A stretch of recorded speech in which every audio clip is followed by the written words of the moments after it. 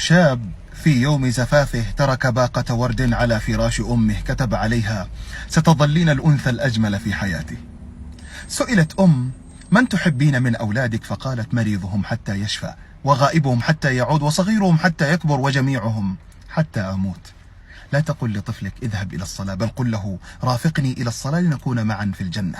عباراتنا لها أثر كبير. سئل اثنان عن سبب التأخير عن العمل، فقال أحدهم: انشغلت مع الوالدة، وقال الآخر: الوالدة أشغلتني. قمة الأدب وقلة الأدب.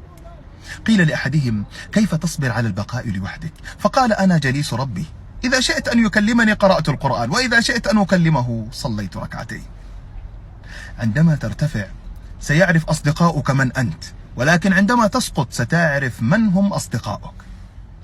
بعض الأحيان عليك أن تتوقف عن العتاب المستمر لشخص لا يهتم لما تقول، فكثير منا لا ينتبه لصوت المكيف في غرفته إلا بعد أن ينطفئ. لماذا المتخاصمون يرفعون أصواتهم ويصرخون في بعضهم وهم قريبين من بعض؟ الجواب هو أن المسافة بين القلوب ابتعدت، فيحتاجون إلى الصراخ لإيصال أصواتهم.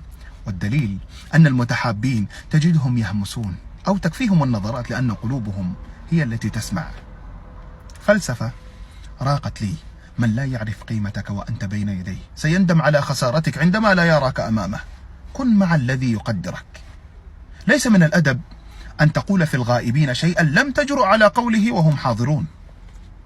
أنت من تحدد قيمة نفسك، فلا تصغر من شأنك حين ترى فخامة الآخرين، فلو كانت القيمة تقاس بالأوزان لكانت الصخور أغلى من الألماس.